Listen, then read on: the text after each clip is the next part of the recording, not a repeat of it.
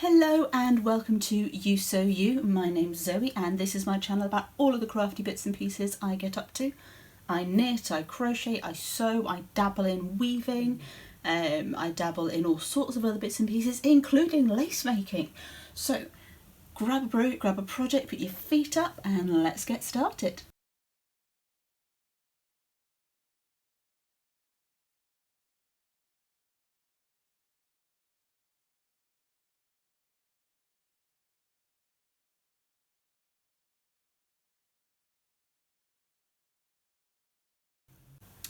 So welcome back to any returning viewers, and to any new viewers a very warm welcome to you. It's great to have you here, and excitingly we are closing in on 250 subscribers, which compared to other channels may not sound a lot, but to me it's fantastic. I've been doing this for over a year now, and slowly but steadily those numbers have been creeping up, which is brilliant. I'm actually really happy that it's been a sort of slow growth, because it means I've been able to learn as I've gone. And I've not got loads of people see me doing all my silly mess ups and bad editing from the early days, unless they're going back and watching them, which you're perfectly welcome to do. But I know what I'm doing a little bit more now. So you've picked a good time. So feel free to share the videos with your friends, relations, acquaintances, anybody you think of who may be interested in my blabbering and the things that I get up to and the things that I make. Hit the like and subscribe down below if you haven't done so already. But always double check that you've done it, because there have been many channels that I've been watching fairly religiously that I look at the subscribe button and go, oh, I'm not actually subscribed to that one. So if you've meant to subscribe for a while and haven't, by all means do, because when we hit 250 subscribers I will be doing a giveaway, because to me that is an amazing milestone to reach. I essentially make these videos because I enjoy talking about the stuff that I make, and my partner rolls his eyes loudly. So this is my outlet for it. So I am thrilled that anybody would like to sit there and hear me waffle on about stuff. So that being said, let's move swiftly onwards. If you haven't had a chance to already, there is a video up announcing the prize winners from the Recycler Mail that finished at the end of April. So do check that out once you've finished watching this video. Get to the end first. Don't want to miss anything. Now I have been thinking about the next make along. I did have an idea for one to start in May, but I'm going to hold off on that for the time being for two-ish reasons. One is that it's something that can be done at any time of the year, so it doesn't need to necessarily be in May. So with the world the way that it is at the moment, I don't know about you, but I'm finding it a little bit overwhelming with all the make-alongs and projects and challenges and stuff that people have fantastically come up with in order to fill up time whilst we can't go out and do stuff. But it's a little bit much for me at the moment. I can't keep track of it all, so I certainly can't participate in all of them at the moment that I'd like to, because I'm just overwhelmed. So I don't want to add to that in case anybody else is in the same boat. So I'm going to hold fire on that make-along's idea. The other reason is it's my birthday at the beginning of June. I'm thinking by that point things may have changed slightly, and I can do something a bit more birthday themed, because I actually become the answer to life, the universe and everything at the beginning of June. So if you know your hitchhikers, you'll know how old I'm going to be. So I'm thinking something maybe Hitchhiker's Guide to the Galaxy related, or numerical related, or something in June. So I need to finalise some ideas on that, give people a little bit of a break from make-alongs for May, and start something new early June. So I will be doing a little announcement about what that's going to entail a bit later in the month, once I've sort of finalised the details there. But think Hitchhiker's Guide to the Galaxy, think the number that relates to. So I'm checking your nerdy ability here. If you know how old I'm going to be, feel free to post it down below. I really don't mind if people know. It doesn't bother me in the slightest. So, that's admin-y stuff out of the way. Moving on to what I am wearing. Now, there is a video going to be coming up shortly, unless I've already posted it. It's filmed. About Sew My Style, which gives you more information on this particular dress. This is the gelato dress, and it's the Sew My Style pattern, or one of the Sew My Style patterns for March, and I've made it out of a double gauze from Minerva. So It's one of my Minerva Maker projects, so keep an eye out later in the year for a blog post on the Minerva Maker's site as well about this dress. It's super comfy, it's filling one of my squares on my Make 9. Yay! We're halfway through the year and I've done one.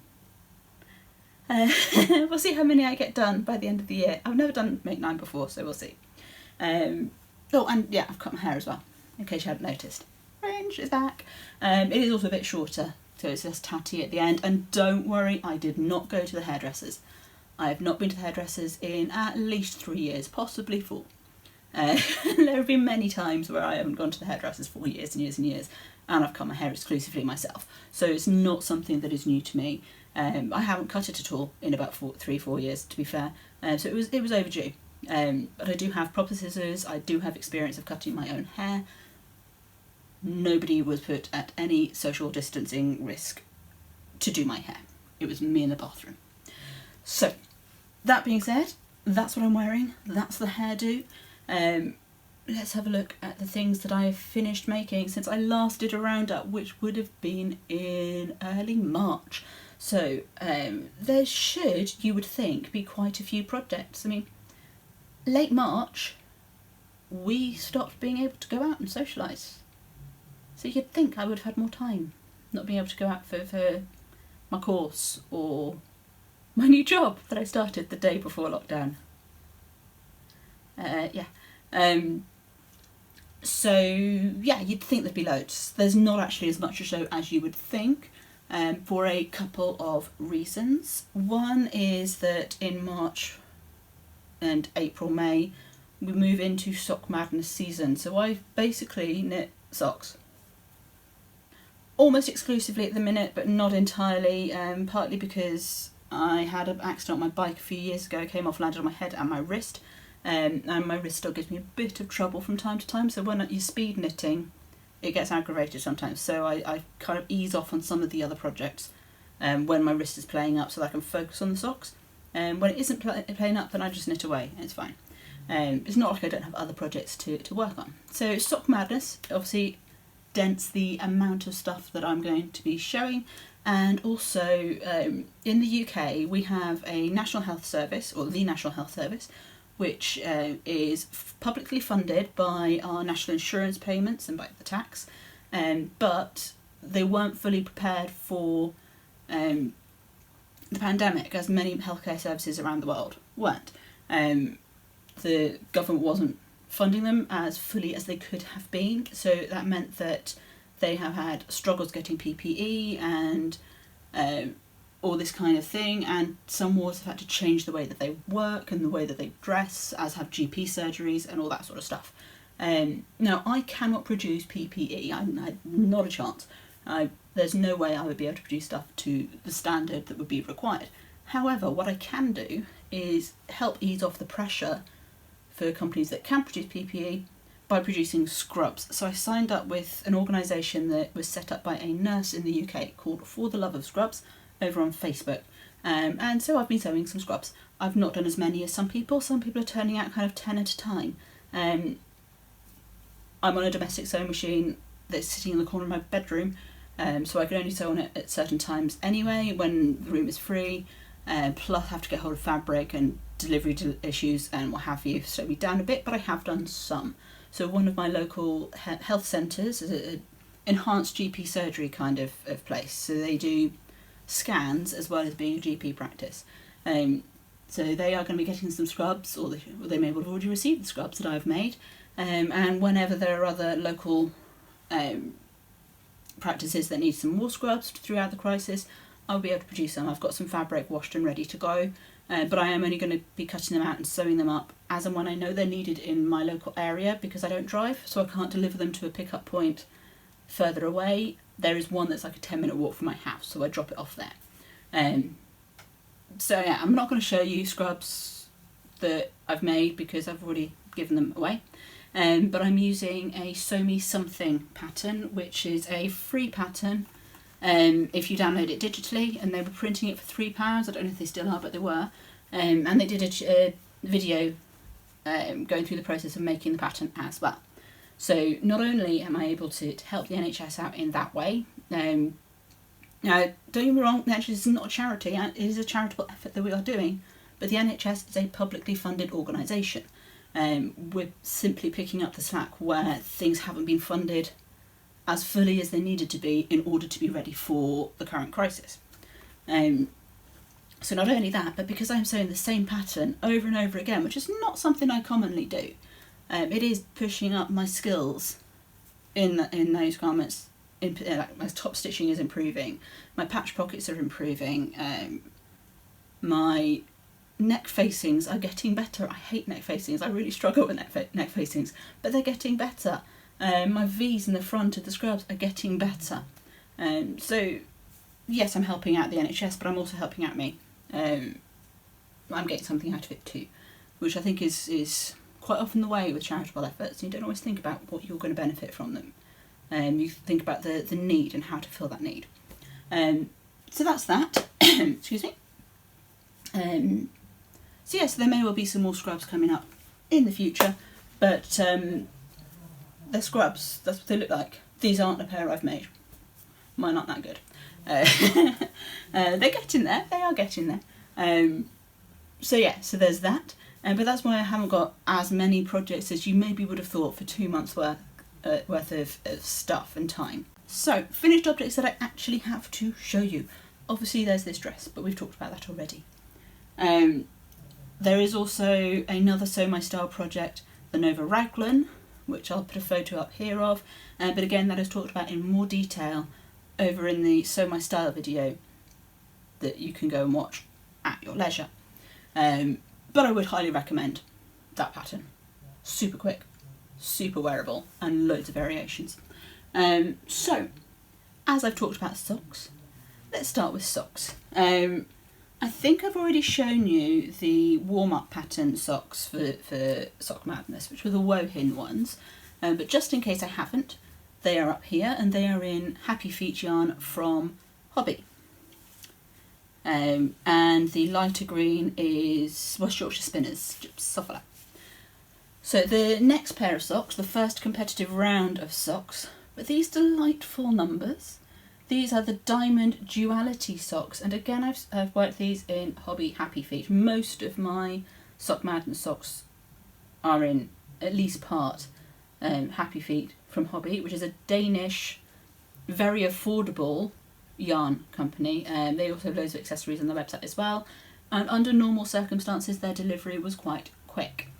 So I would recommend those. I've ordered things a couple of times from them, and both times they've come as quickly as you would expect a local order to come through the normal post. So pleased with that. So the colours that I've used, this is greyish purple, or purplish grey, greyish purple, and then a white to get the contrast. I've done this in stranded colourwork rather than using ladderback jacquard. I could have used ladderback jacquard, which would have meant that I could have used the same needle all the way down and still got the elasticity that I need to get over the leg. But with the numbers in the pattern, they were slightly higher than my normal sock number anyway for the size that I needed to make.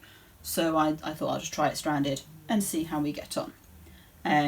They're lovely, they are beautiful.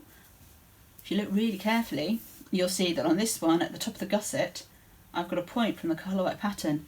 You weren't supposed to have that. I missed a row in the pattern, which was of all of 18 stitches, and it's meant that these aren't lined up the way that they want to do for the competition. So that meant I had to correct one of the socks. You'd have to correct both, but I had to correct one, and that led to some sock surgery on this sock. So here we can see the gusset is coming into the peak rather than the trough. So I cut off the toe and ripped back the heel. Well, actually I cut off the heel and realised that the way the stitches were working I wasn't going to be able to graft effectively at that point. So I took the heel off, picked up stitches, put in the 18 stitches that I was missing to shift the pattern around, reworked the heel and gusset and kitchened here. But if you look closely you'll see I've kitchened ever so slightly too tight. Oh, that loose hair there. Ever so slightly too tight, so you can actually see where the graft is, which is a shame. Ideally you wouldn't, and I can feel it a little bit on my foot when I'm wearing it, but not to the point where it's an issue. So there's those, and if I do find it becomes an issue, they'll just be worn around the house and not walked in for long distances. It's not a major issue. So those are the Diamond Duality. The next pair of socks that I have to show you is the next round of Sock Madness. So round 2 of the competitive rounds. Just these Braids A Lot socks. So these are the only pair of socks that I've not used any hobby yarn on. These are done entirely in Coupnit's Socks Yeah. I forget the names of the colourways, so I will put that on screen for you, and it is obviously on the project page as well, which will be linked down below in the doodad. So these are Braids A Lot. They've got this cabling pattern all the way up the foot and the leg. I say all the way up. They're knitted top down.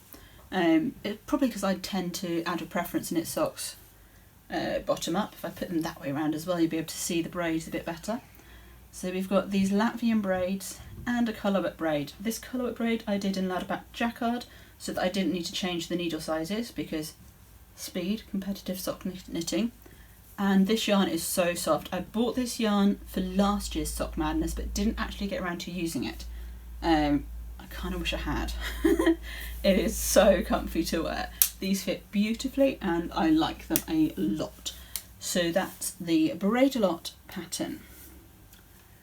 Moving on semi-swiftly to the next Sock Madness pattern. So round 3.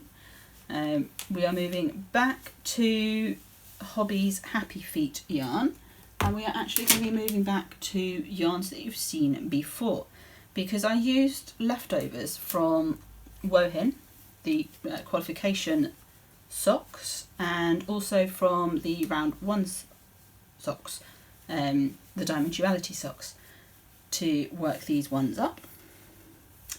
These are called Lacey Not Lazy, and they are worked in a lace and twist more than cable pattern with stripes and stuff going on the sole, and this rolled over cuff at the top. Now I do need to give these ones a blot. At the moment I can't quite get them on.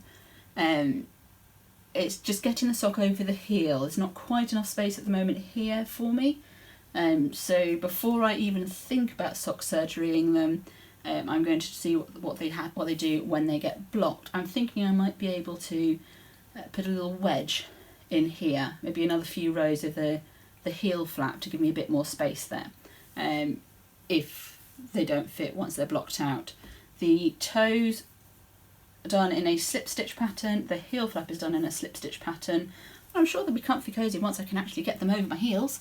They are the right size, it's just not quite enough room to get them over my heels effectively. But being a lace pattern, there's little lacy bits around these scales coming down. There may be a little bit more room once they've been blocked, so we'll see. So that's those ones. That's round 3 of Sock Madness for this year.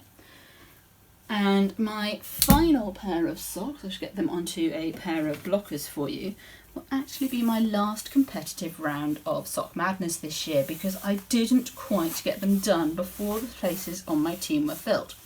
For those of you that don't know how Sock Madness works, it is competitive sock knitting. You are placed based on your qualification socks onto a team of 40-ish people.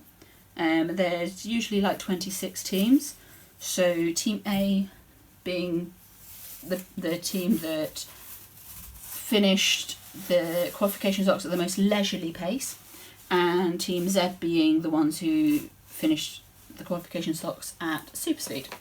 I was on team M, or still am on team M, so somewhere in the middle. Last year I was on team L, so around about the middle of the field, which is fairly respectable.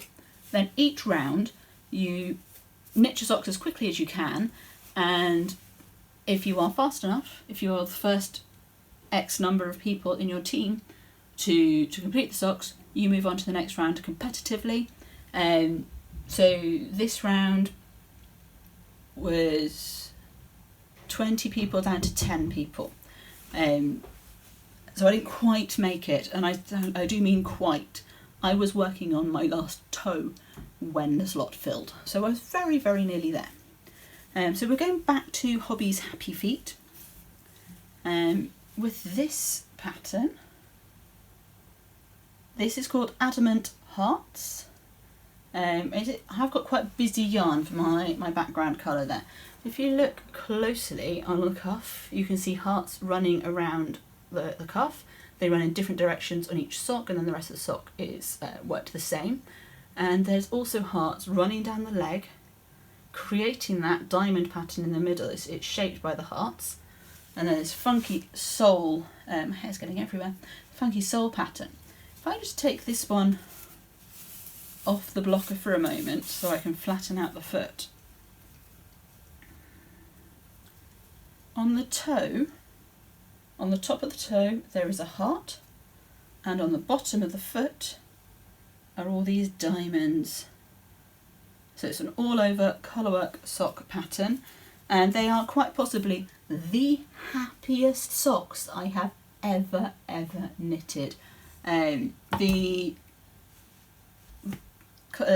pattern itself, the dark colour is like a charcoal grey from Happy Feet, and the background colour, I want to say Field of Flowers. I'll double check that, pop it on the screen. So it's this crazy funky background yarn, and they are so happy and they fit. They're a little bit snug to get over the heel, but I can get them over the heel, I can wear them, so they are comfy cozy to wear, so really pleased with those. So that's my Sock Madness socks done. The other knitting project that I've completed in March, April is this project. This is a Jessie May pattern. It is the My Secret crop top. So when she released the pattern, it was a bit of a mystery. There's no photos in the pattern itself, but you can look up on Ravelry and Instagram and see what people have made. I've knitted it slightly longer than the pattern said because I wanted it slightly longer. It sits just at where my jeans stop, so it's around my natural waist. And it was really super quick to do. It took me a matter of days from start to finish. I have used leftover sock yarn and held two colours together and sort of faded the marling through as I went. So yeah, 2 strands of fingering, held double throughout. And yeah, super quick, super easy to wear, loving it. Knitwear for the summer, woohoo. I just sound very excited, did it? Knitwear for the summer, woohoo!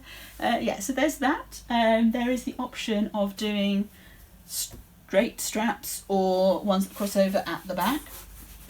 Now I have elected to do the ones that are straight at the back for the simple reason that it then sits better with my bras. I don't have a crossover back bra. There are some stunning versions that have the crossover straps. I've even seen one that has both the crossover straps and the straight straps. It's a flat eye cord, so they're nice and easy to do, so there's no reason why you couldn't do both. And it does look stunning with the two.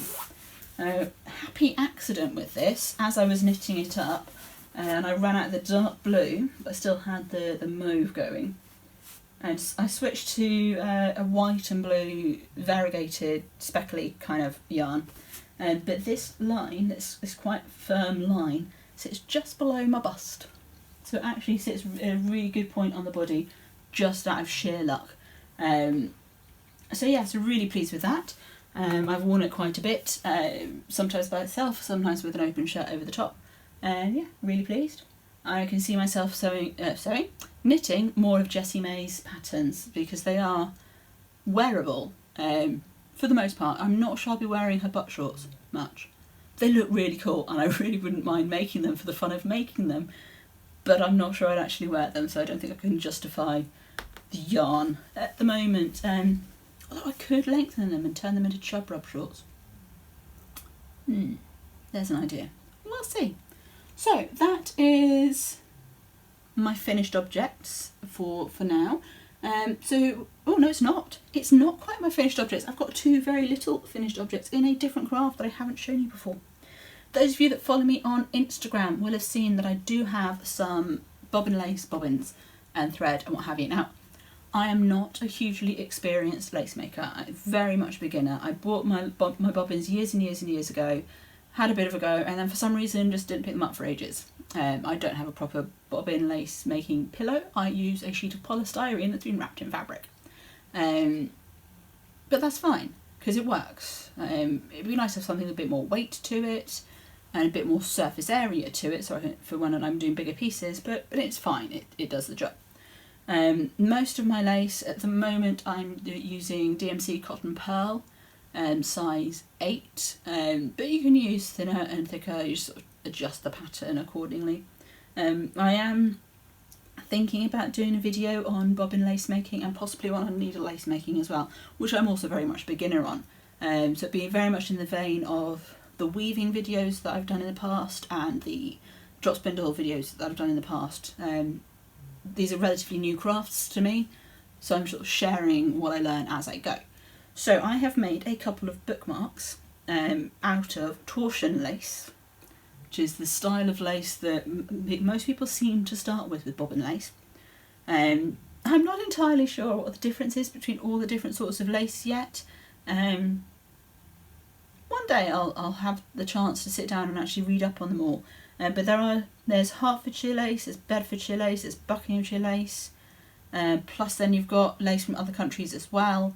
So there's lots of different styles of bobbin lace. The bobbins typically are different shapes for the different styles of bobbin lace. So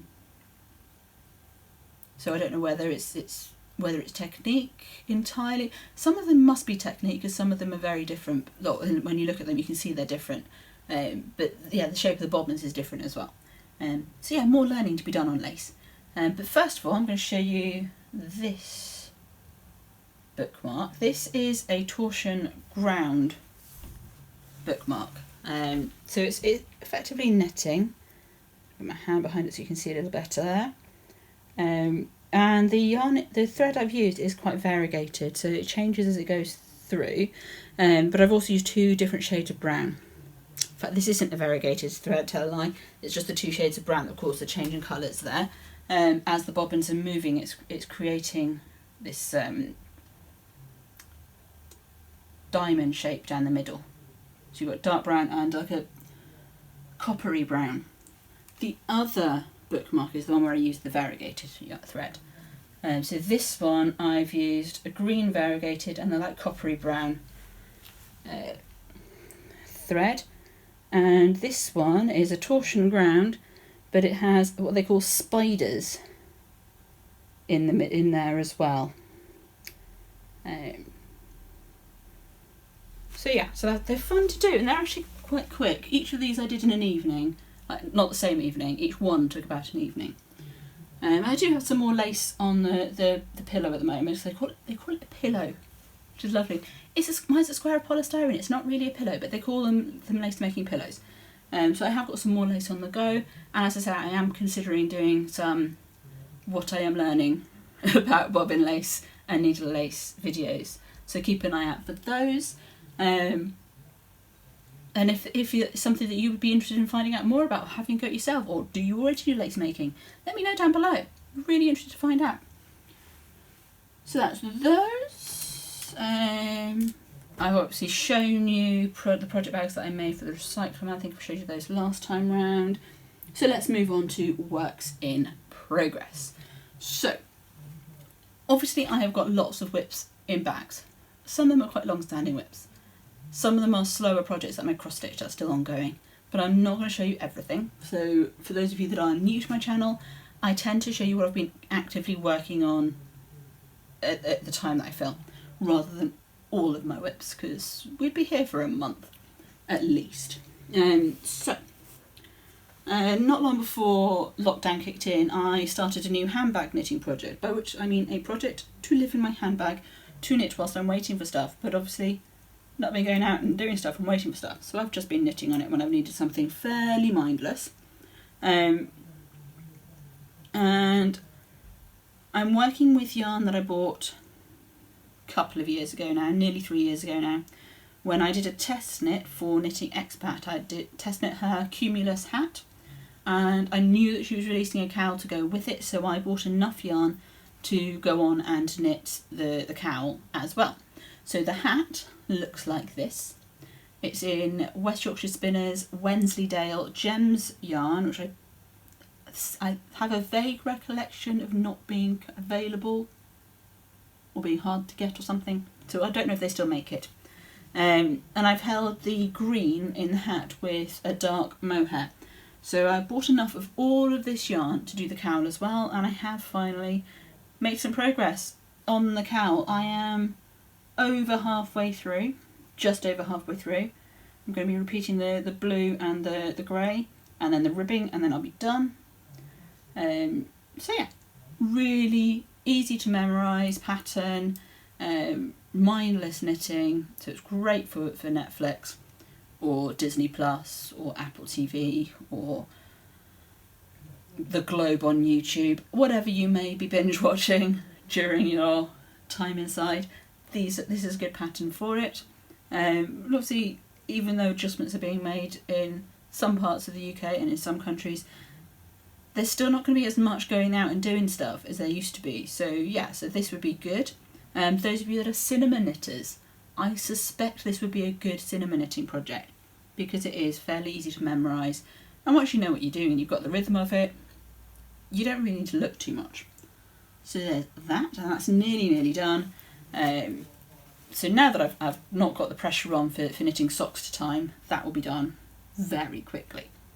The other projects that I'm going to show you are embroidery based projects. The first one is very nearly finished, and it was a free course from School of Stitch Textiles, which is a UK online embroidery knitting school. They do City and Guilds qualifications as distance learning courses. But when the lockdown started and the pandemic hit, they released a course, a short course, it's like 4 or 5 videos-ish, of basically calming, meditative stitching in a project form. They've turned their embroidery into a large cushion. I haven't decided if that's what I'm going to do with mine, and I'm very nearly finished. I mean, every once in a while I'll pick this up. It's hand stitching. I'm stitching in hand rather than in a hoop. And I've only got a handful of rows left to do.